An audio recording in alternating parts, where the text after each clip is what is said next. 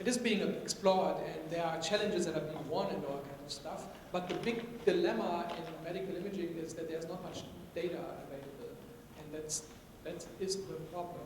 But there are people playing with this, and then there's the idea, of course, again, of using a network trained on other images as a feature extractor and that kind of stuff. And it works very well, and there are some very, very good, nice examples and stuff. And I think the field of medical imaging is transforming, just as all the other fields of vision are transforming, just because of neural nets. As far as I can tell from talking to people and stuff. The data issue is a huge issue. And it has to do with privacy, of course, and stuff. Yeah, hospitals are hesitant to give you data for obvious reasons. And it's kind of also a disaster, because if we had that data and would give up on that privacy, then we would save lives. But it's a tricky issue. It's like, what are we going to do? Give up on privacy, save lives, or not? Or is there a way to anonymize and so on? It's messy and tricky, and hopefully there's going to be some kind of solution. Doctors use their visual pathway in order to analyze images and segment, or even laboratory people and stuff, to segment cell images and stuff.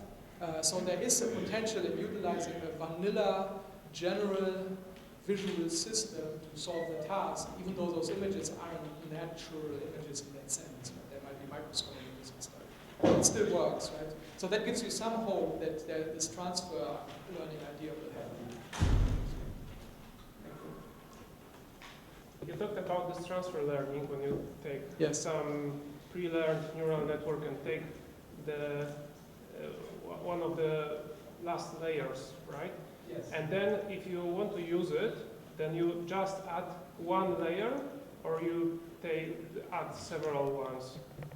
Yes, so when you just want to have a ConvNet as a feature extractor, your question is basically, once you extracted your features from the penultimate layer and then put it into a new classifier, should that new classifier just be a linear classifier, or should it maybe be itself a neural net or something, right? That's sort of the question. Which is, I don't have an answer. It depends probably on many factors. If there is quite a bit of other data available, then you might be able to afford training a neural net. Otherwise, maybe you should just use a linear classifier, or probably a heavily regularized linear classifier even. But this is a pretty recent thing, right? This has been done for the last 1 to 2 years only. This generic feature extraction idea derived from a ConvNet, or some other network maybe at some point. And it hasn't been explored at all.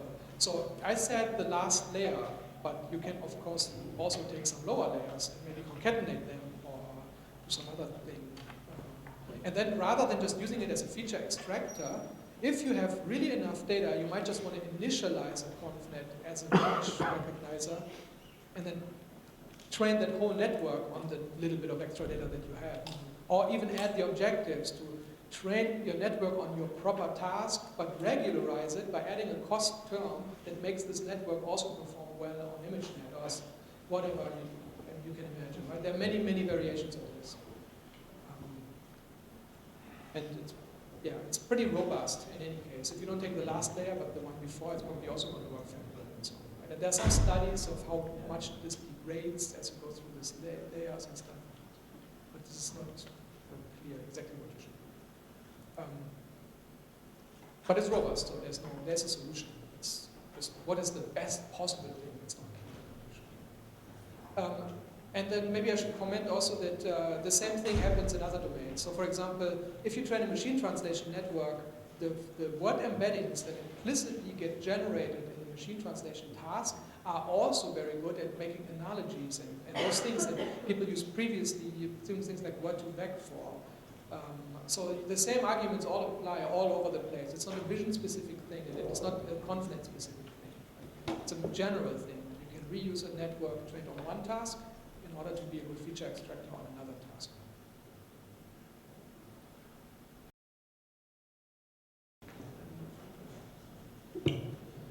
Okay, just a slight change of plans. So since I don't have more than something like roughly 30 minutes, 30 I'll go briefly in the next 10 minutes over the other side of vision, which hasn't yet been covered properly, and I show just some cherry-picked examples of stuff that people have started to explore, but I won't go into detail on the research side there.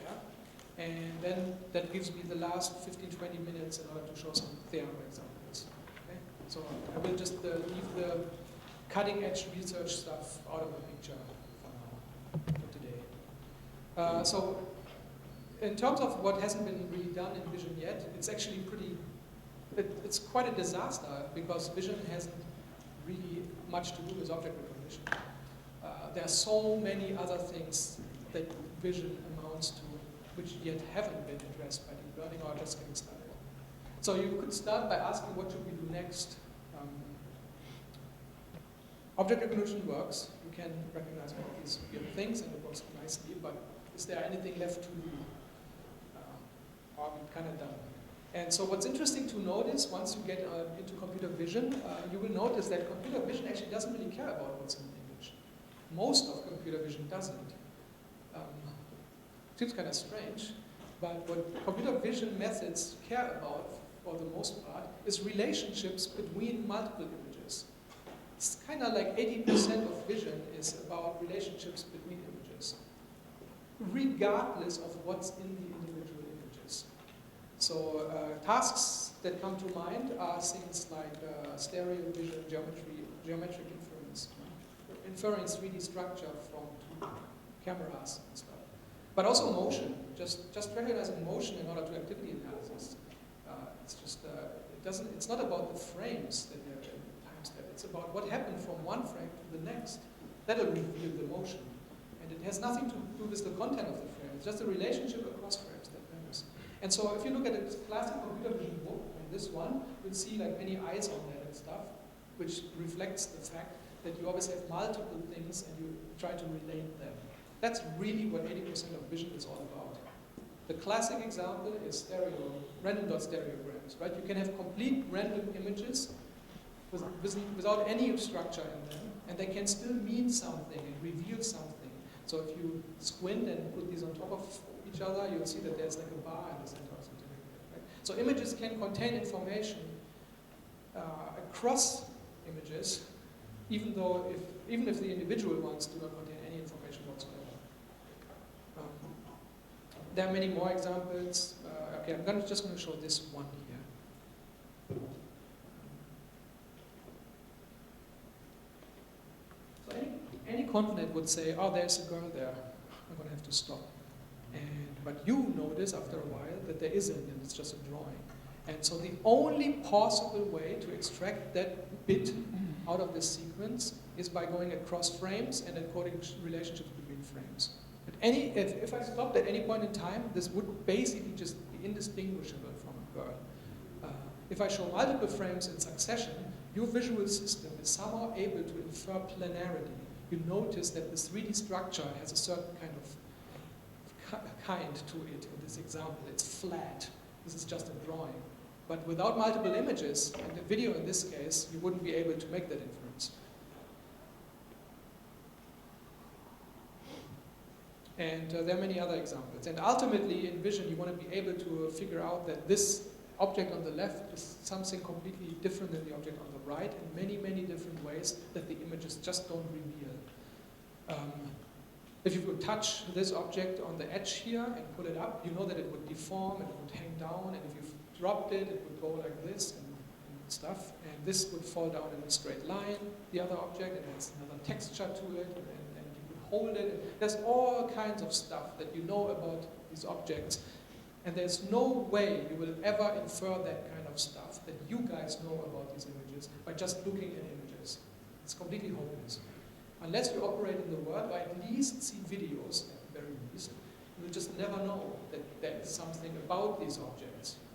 And if you look at these visual question answering tasks, you can imagine a lot of tasks where you're just lost. You will just never be able to answer those questions unless you really know what this object is in this 3D world and how it behaves and how it deforms and all that stuff. So multi-view is absolutely crucial, and it's only now getting started, kind of, that people in deep learning are paying attention to this and starting to care about this. One recent piece of work from Jan Lecan and a student is sort of the most naive way of going about this. Many computer vision pipelines take patches from two images, for example, and then for a given patch in one image, you'll try to find where did this patch go in the other image. Because as soon as you know that, as soon as you know how patches move from one place to another, you can make inference about 3D structure using just a very simple calculation. And so a common problem is to take two patches and tell whether they are the same or not, taking into consideration all the noise and maybe deformations that might have happened from here to here. And so what they did is just take two patches, put them in a convnet, and let the convnet decide whether these patches are the same or not. And then they take this and plug it into some standard vision pipeline and show that it works, outperforms basically all the methods so far that people have used on this task. And they won came out best on a benchmark problem, which is known as the KITTI benchmark. A problem in all of these domains, these subdomains that look across images, is that there isn't much machine learning yet there, and because of that, there are not any big data sets there.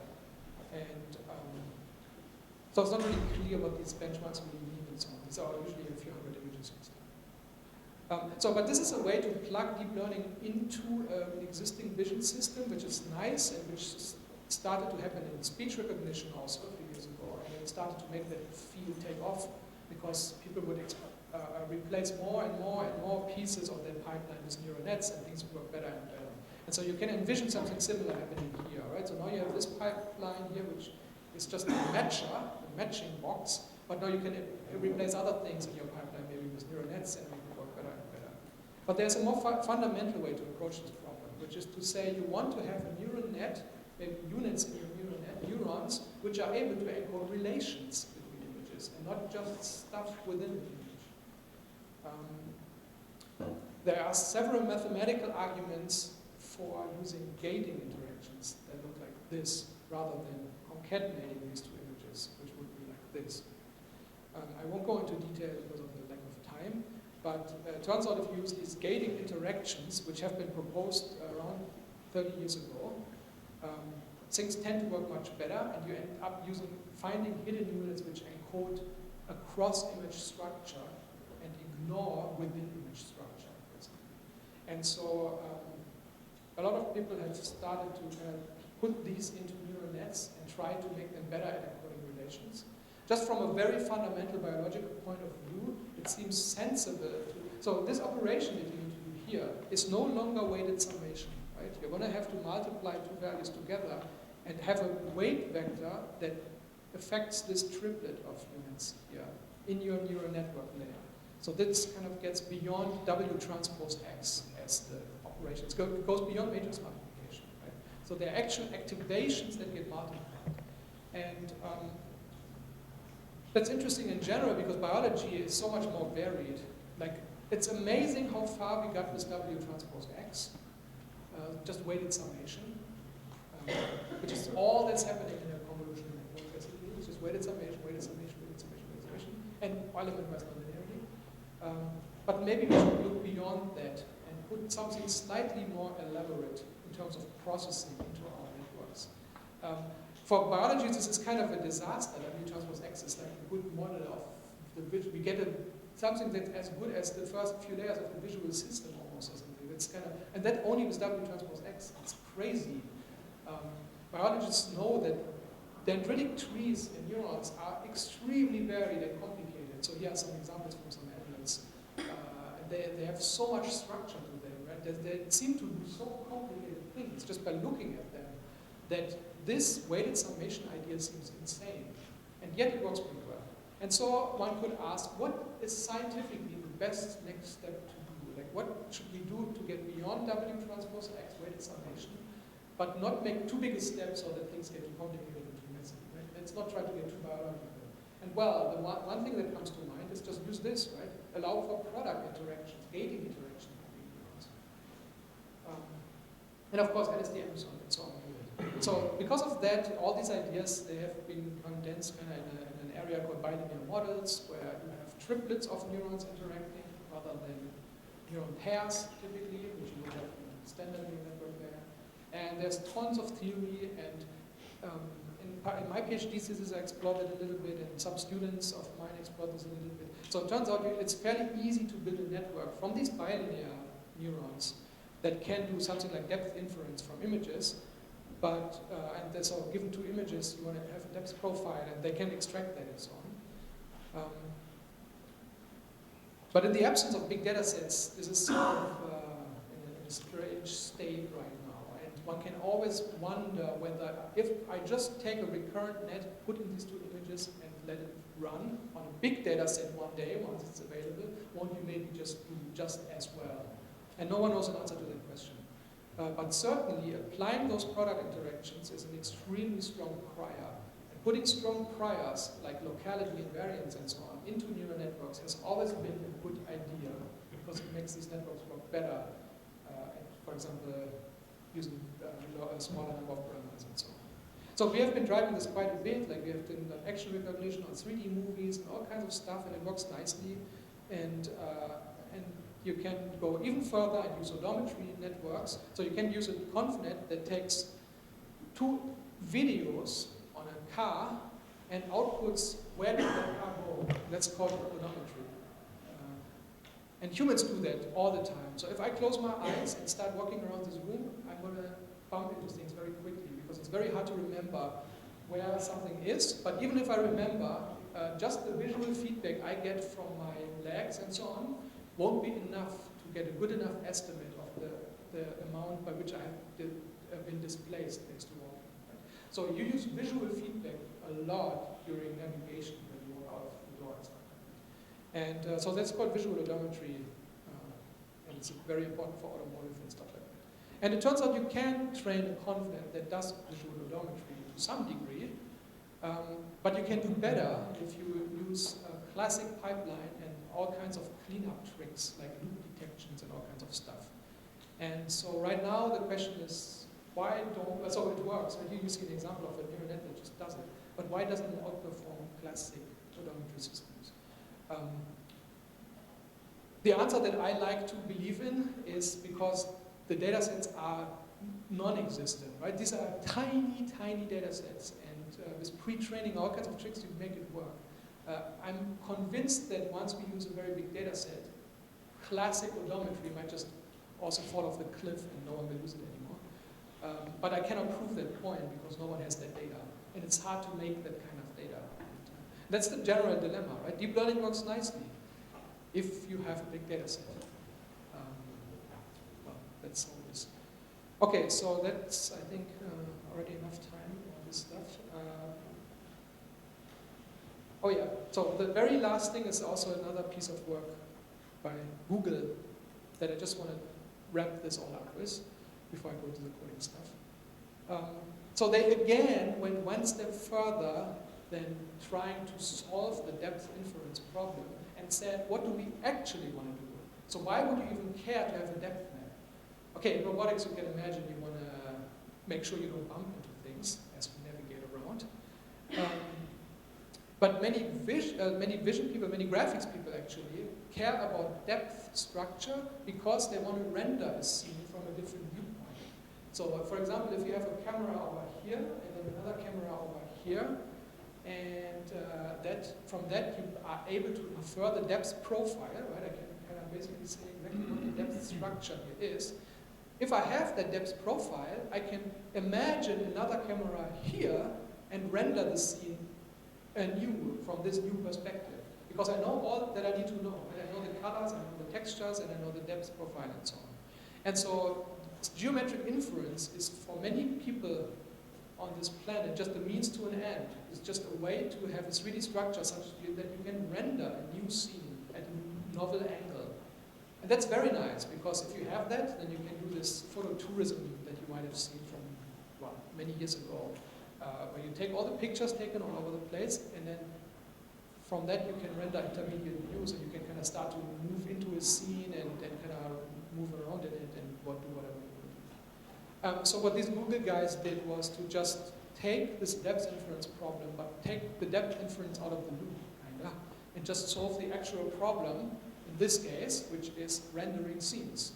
So the goal is, given two images, left and right, and a new angle that they call scene, render the scene at this new angle. There are some videos out there that you can find on YouTube where they have walkthroughs that they generate this way through museums and stuff.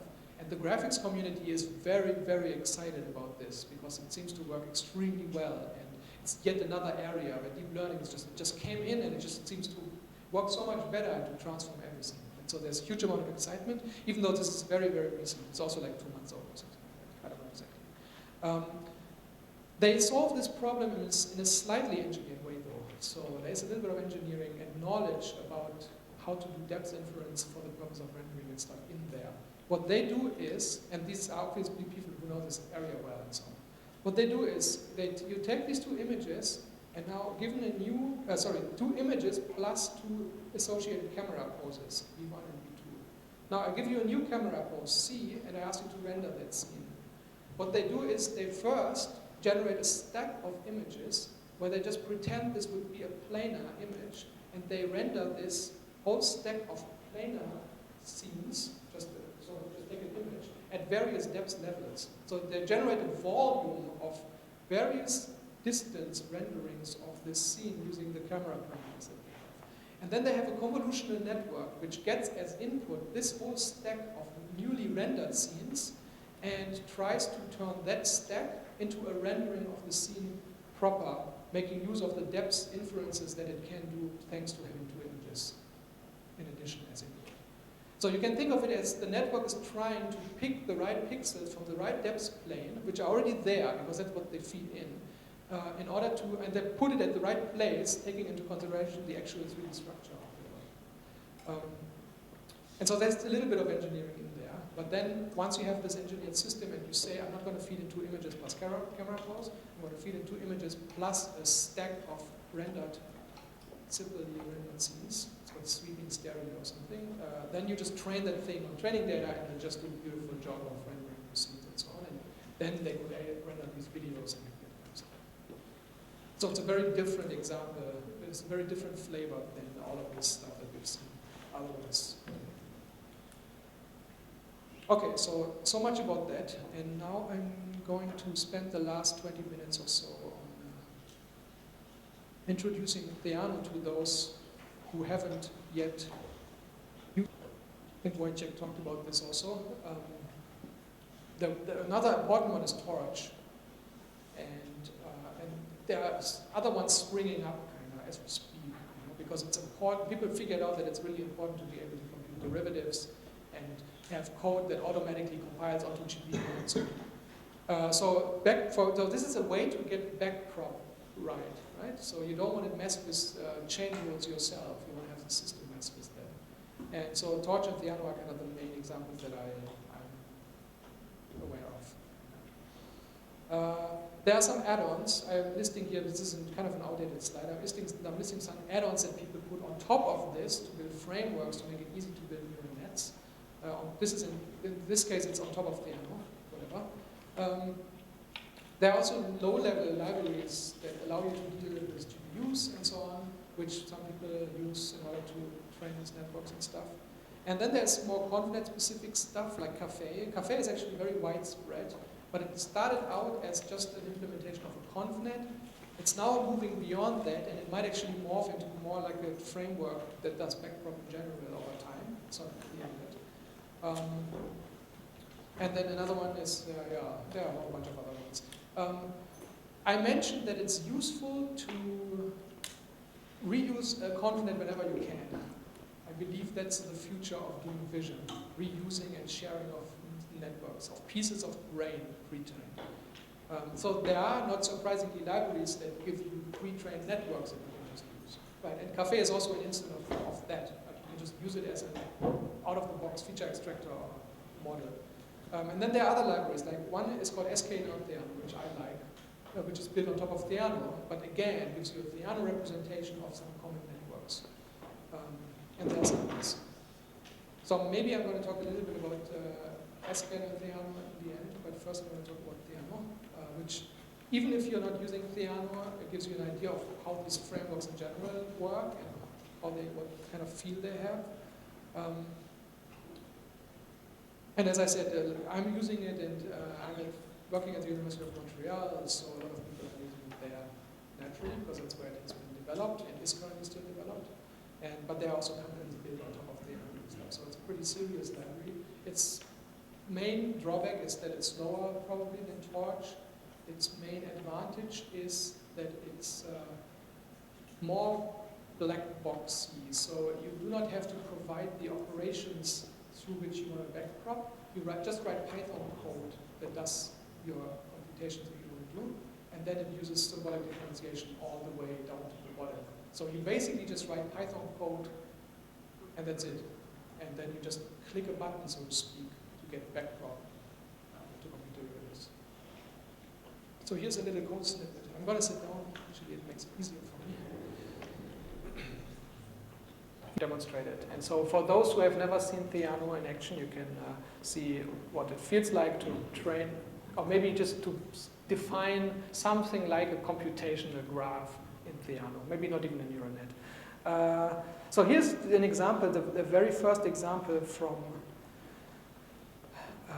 probably from the Theano website, something like that, which I pointed to, right? It's here.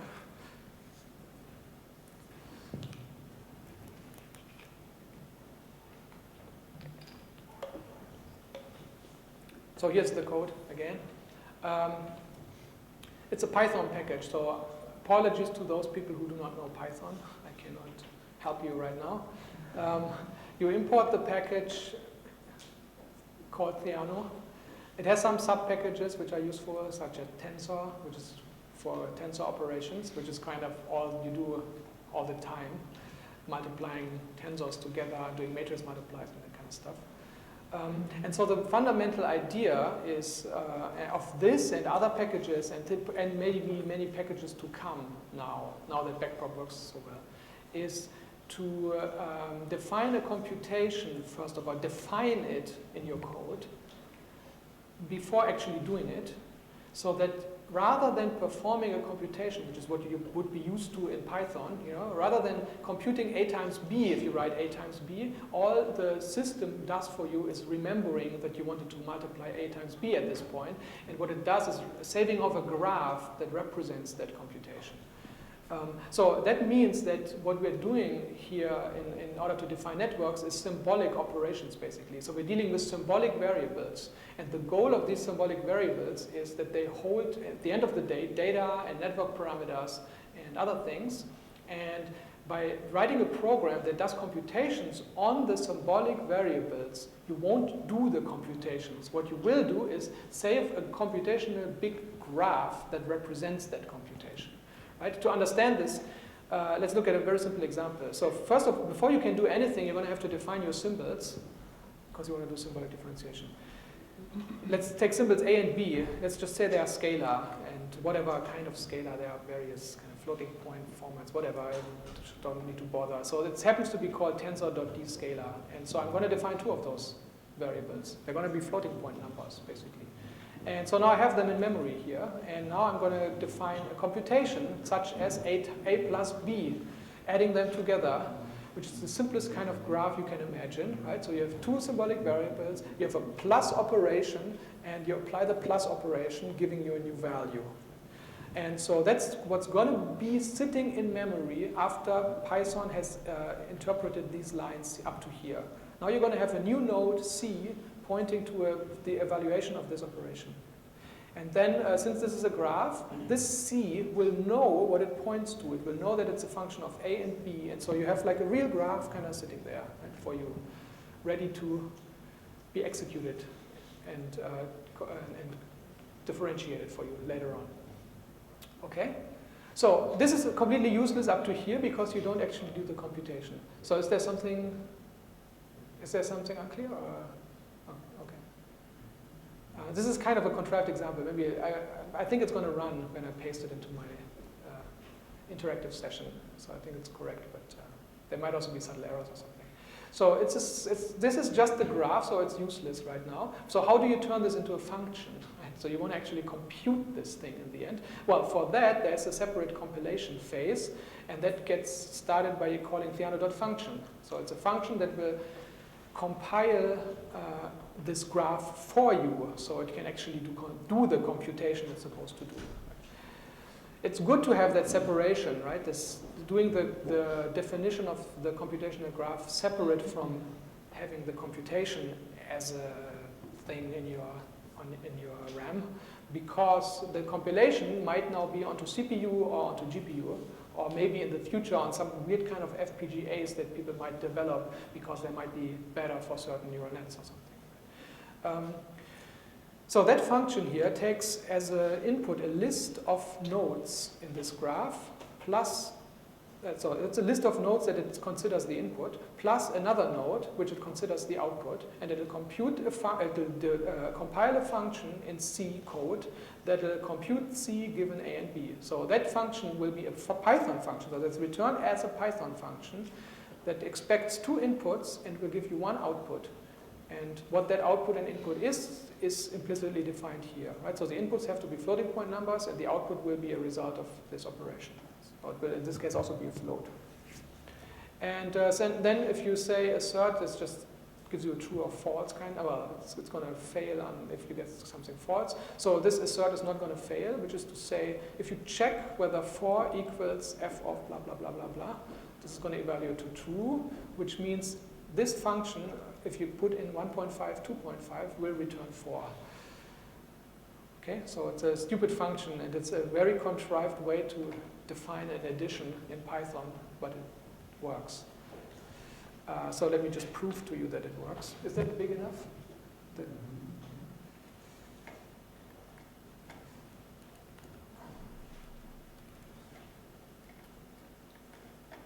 So I'll just paste this in there. Import, define some symbolic variables, define some computation, compile a function, which, as I said, will be returned as a Python function. There it is. Oops, it's a function object.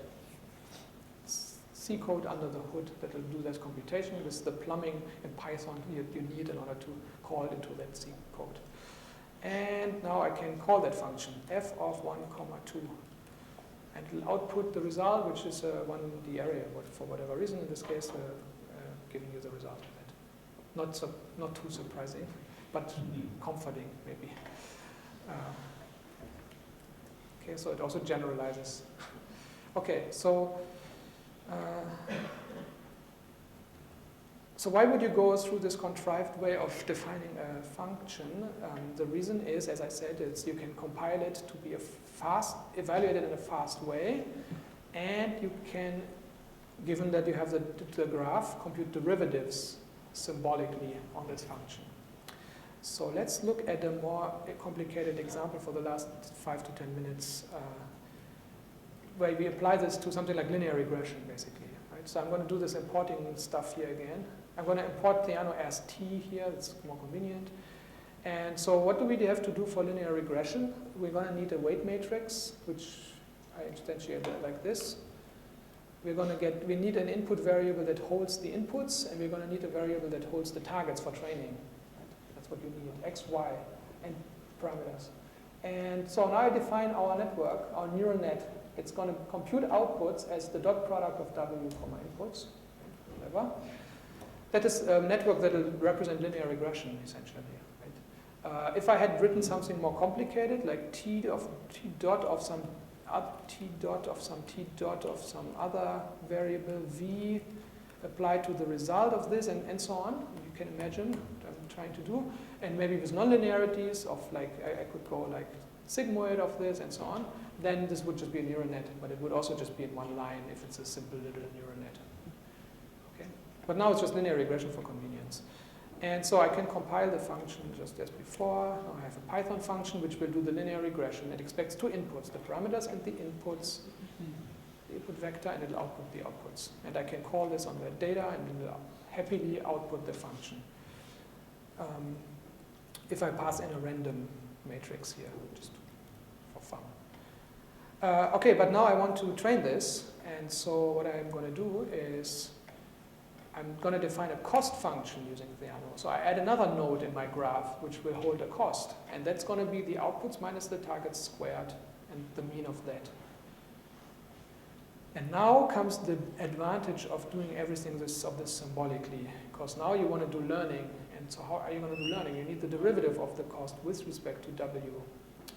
And that can be messy on paper, but thanks to backprop and the symbolic differentiation, in Theano it's nothing other than a grad function in this tensor submodule. So you just call it Theano.grad, and what grad expects is a cost, a scalar function, and a variable, which in this case is a node in the graph, so which represents with respect to what do you want to compute derivatives.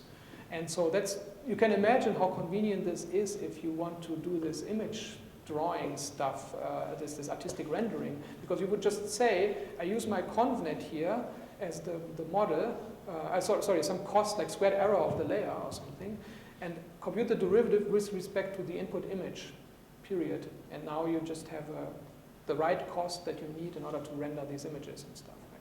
So that's very convenient for this in terms of symbolic computation. So there it is. It's a Theano graph that represents the derivative. And so I want to work with these things, so I'm going to compile them. Right? Both of them are just these symbolic graphs now. The grad also gets returned as a graph that represents the computation of the gradient. If you want to have the gradient evaluated fast on GPU or whatever, it's better to have it get compiled separately, and that's why Theano does it this way. So we compile the cost function into an actual cost that we can evaluate, and a grad function into an actual Python function as well. And then we initialize some parameters. My W, it's just random. I make some random inputs here, so this is a nonsense task. Random inputs, random outputs as training data. So there's nothing really to be learned here, but I'm just going to do it now for convenience. So now I have a cost function, a gradient, some parameters, some inputs, a matrix of inputs, and a matrix of targets. 100 training cases, random. And now I can evaluate the cost, and I get the current cost, which is going to be a function of the parameters and the data. And nicely, I can compute the gradient. And if I had a GPU on my laptop, this could be made fast just by making use of the GPU. Just to show you how to make use of the GPU, what I have to do is I'm going to go in my home directory and open .theano.rc. And there's a line called device equals CPU. So all I would have had to do in order to transparently use GPUs is to replace the C with a G in this case. So it's a one character change in this file. Well, actually, if you had multiple GPUs, you might want to go GPU 0, GPU 1 or something. This is how they are known to the system. But, if you have just one, you just go GPU or whatever. I don't have a GPU, so I'm going to leave it at CPU. But that's all. So it's one line change in the .theano.rc in the home directory. As soon as that change has been made, everything will automatically compile to GPU rather than CPU. Of course, you can also do that internally. There's something like theano.config, and you can set this kind of in the okay, so now we have a cost and a grad, and now I'm going to look at the cost once more. I'm almost done. I need like 2 more minutes. I'm going to evaluate the cost, and then I'm going to do one step of a little bit learning. So what do we have to do with learning? For learning, we're going to have to go in the direction of the negative gradient. So I'm just going to say the current parameters are the old parameters minus 0.01 times the gradient. Right? So it's like a little learning step. I'll do that, and then hopefully the cost as a result of that will be a little bit smaller. And so if I do that a few steps and get the cost again, then you see that it goes down basically. It depends on the learning rate, of course. Maybe if I make it bigger, it will take larger steps, but if you make it too big, then maybe it'll start oscillating. So I'm learning by hand right now on random data, so it's completely useless. And of course, this would be in a for loop, so some sort. But that's basically it. And so, as I said here, if you have a linear regression, then this is how that would look like in Theano. If you had a neural net, then the output here would basically all that would change, and that this line wouldn't be .w inputs, but it would be again .w inputs followed by maybe sigmoid, which is something like called c.sigmoid or something. That's a representation of the sigmoidal function. applied to that, followed by maybe another T dot to the result. So this would now be a single hidden layer neural net, and that's it. And since everything is symbolic, nothing changes, right? So now the same example would just happen to train a neural network on this random data.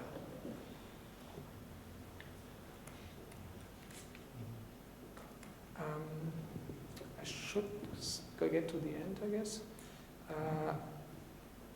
The last final really thing that I have to say, I have 5 minutes, right? Or is it?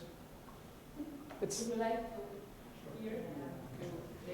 Okay, so I mentioned this sklearn Theano, which is a package co-developed by a student at Montreal and a colleague of his,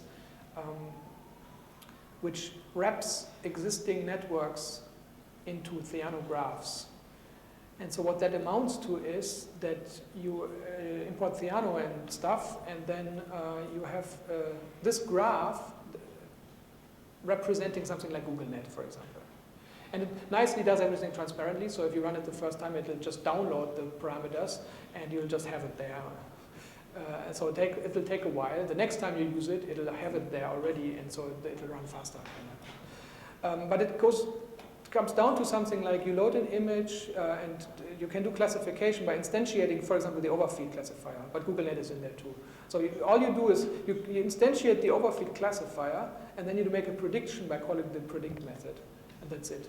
Right? So it's like a one-liner to access overfeed or GoogleNet, which again means that you are able to utilize huge amounts of code and engineering and stress that people had training these networks on the big data set. You can just use it right there without bothering. And it seems insane to, again, train something like draw with your own little vision pipeline in there from scratch on a small data set. If this thing is lying around and it's one Python function away from you. Here is the code that implements the style rendering that I mentioned at the beginning. Oops. It fits on the screen if I make it small enough. Using sklearn Theano. Right? So the style example where you try to replicate some layers in the network in order to have a stylistic rendering. So this is the amount of code that you will need to implement that by making use of sklearn Theano. And so all this does is basically reading an input image, which is for the content, another one for the style. Then it uses sklearn Theano to extract those layers of a GoogleNet. And it comes in terms of these Theano nodes, right? So later you can compile them and stuff. And so in this particular work, what they did is actually use many layers, not just one. So it wasn't actually one layer. It was you want to match several layers, and you want to weight them in some way. So I defined some weights here that do that. And so I won't talk about these details here. And then you can iterate over the layers, compile a Theano function, which just gives you the output of the layer, and evaluate that function on the content image. So now you have the layer, the features on all those layers of your GoogleNet, and you do that for the style image as well, because later you want to match the style. Right?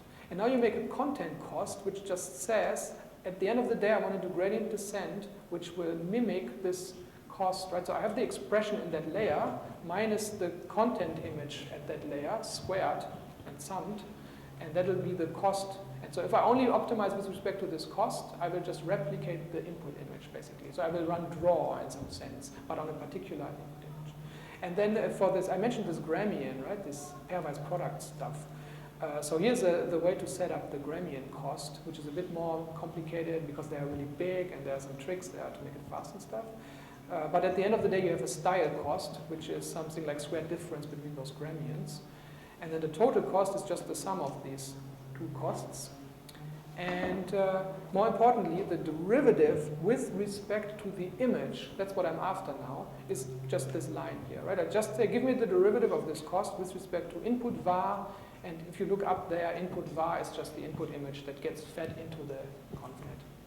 And so now I can do gradient descent in the pixel space to satisfy this cost, right? So I compile the cost, compile the grad, and here you see what I did by hand before in a for loop, right? I iterate over many iterations. Maybe it's a bit too much. Typically you need something like 100. And I iterate and then do an increment. This happens to use momentum, which is like another neat little trick to make the inference faster. But essentially you just change your image, your current image, which is called im_out here, slowly towards satisfying the objective, and that's all. And then you can look at it. And then you get these stylistic renderings, basically. All right, that's where I'm going to stop. If you have questions, let me know. Otherwise, I'm done here. Thank you.